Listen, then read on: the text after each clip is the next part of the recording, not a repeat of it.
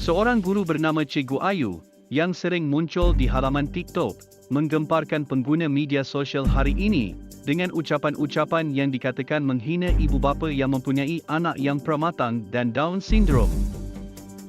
Di dalam sebuah video yang dimuatkan olehnya sendiri, guru tersebut memarahi ibu bapa kerana tidak bijak membimbing anak mereka, sehingga menyebabkan anak mereka ketinggalan berbanding anak-anak normal yang lain.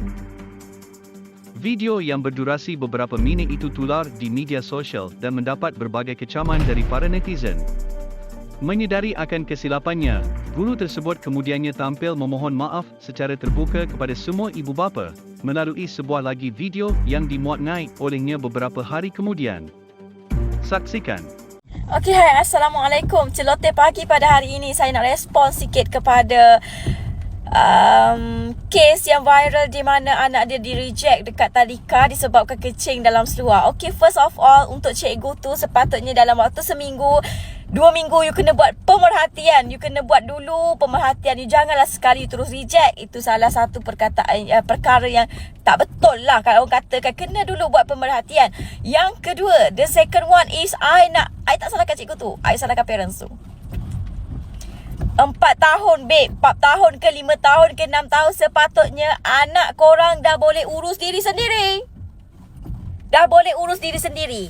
Parents, korang ada anak 2-3 orang tu, tak boleh ke nak ajar diorang seawal 3 tahun lepas pampers? Tak boleh. Pergi hantar tadika, taman didikan anak-anak. Tadika, taman didikan kanak-kanak. Tadika ni taman ke? Pusat, tak ingatlah maksud dia apa. Tapi didikan, ianya bermaksud bukan untuk didik anak kau pergi tandas, pergi tandas, lepas tu berak kencing dalam tandas. Bukan Dia didikan untuk menguasai 4M, untuk menguasai suku kata, bacaan, mengira semua. Kalau kita orang ni nak fokus kepada yang kencing, tukar pampers semua, alamatnya anak korang tu tak pandai membaca. Kalau tak pandai membaca, salah cikgu juga. Sekarang memang kuat memviralkan cikgu kan. Sekarang saya viralkan juga sikap ibu bapa yang tak alert dengan perkembangan anak-anak sendiri. Speech delay kenapa? My phone padan muka. Segerap dengan parent yang suka bagi phone, lepas tu anak speech delay, salah cikgu. Korang rasa? Kadang-kadang kita ni parents kena tengok juga apa yang kita buat salah. 4 tahun kau boleh urus anak kau. Kau boleh dah ajar anak kau urus diri sendiri. Kan? Tengok juga kesalahan kita ni. Nak salah cikgu, salah cikgu, salah cikgu. Cikgu ke mak bapak anak murid? Cikgu ke? Korang kan? Beranak pandai tapi nak ajar anak urus diri pun tak reti. Asyik bagi phone. Sampai ke sudah anak tak tahu apa. Menulis pun tak reti disebabkan motor halusnya lemah. Asyik tekan phone je. Tak ada dah main pasir sekarang. Tak ada dah cotik-cotik rumah. Tak ada. Aku pun parents juga. So, I bersuara sebagai parents juga. Dan korang fikir kalau semua cikgu nak tengok 3 orang kencing dalam kelas, 3 orang pakai pampers dalam kelas, bila masa nak mengajar?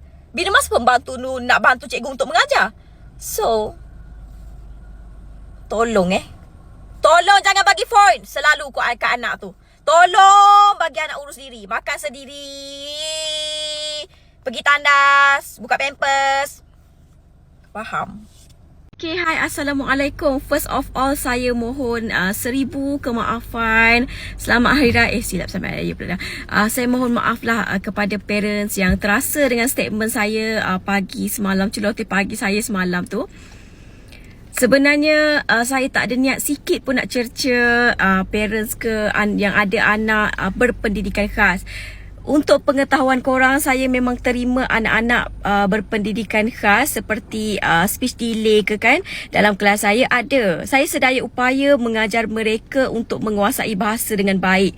Saya tak pernah posisihkan mereka. Yang mana terkencing, terberak pun ada dalam kelas. Apa yang saya tekankan adalah at least lah 4 tahun tu anak-anak dah bebas pampers kan sebelum hantar ke sekolah. Mungkin dengan nada yang kurang sesuai semalam kan. Jadi saya mohon maaf kepada mereka yang terasa dengan statement saya. Apa yang saya nak tekankan adalah mungkin parents tak sedar lagi yang bagi anak 24 jam phone, mungkin anak awak masih normal.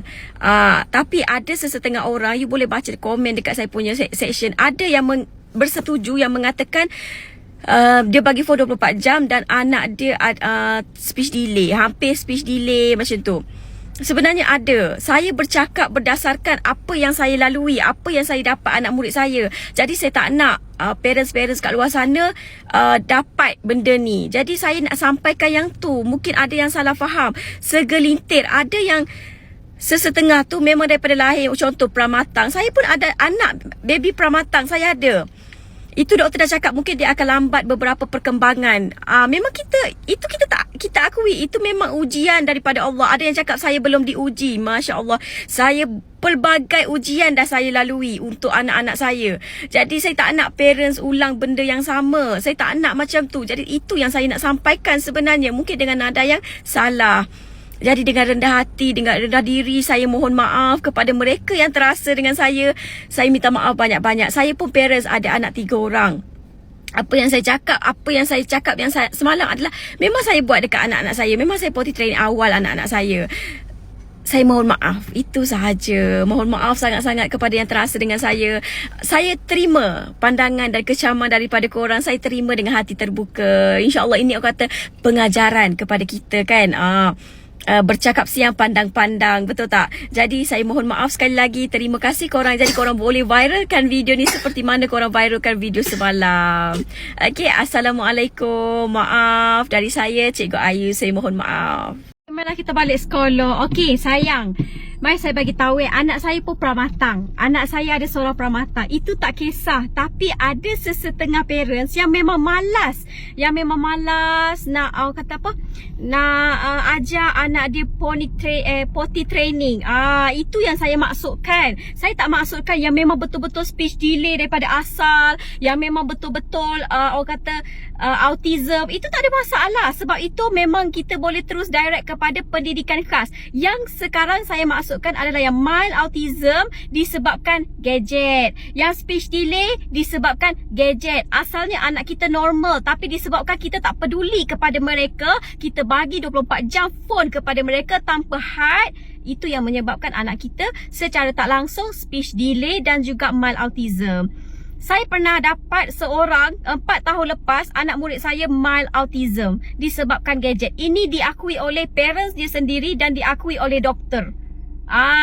Jadi sebenarnya untuk mild autism kita boleh rawat. Sebab tu ramai dekat sekolah pemulihan ataupun kelas pemulihan ramai sangat speech delay. Sedangkan dia normal. Faham tak? Jadi benda-benda yang macam ni saya tekankan. Dan lagi satu yang saya bagi tahu pasal cikgu tu, saya tak setuju pun yang dia berhentikan murid tu seawal 2 hari. Sepatutnya dia buat pemerhatian 2 minggu. 2 minggu. Jadi budak biasalah untuk awal-awal memang dia orang akan takut, akan terkencing. Saya tak nafikan benda-benda macam tu.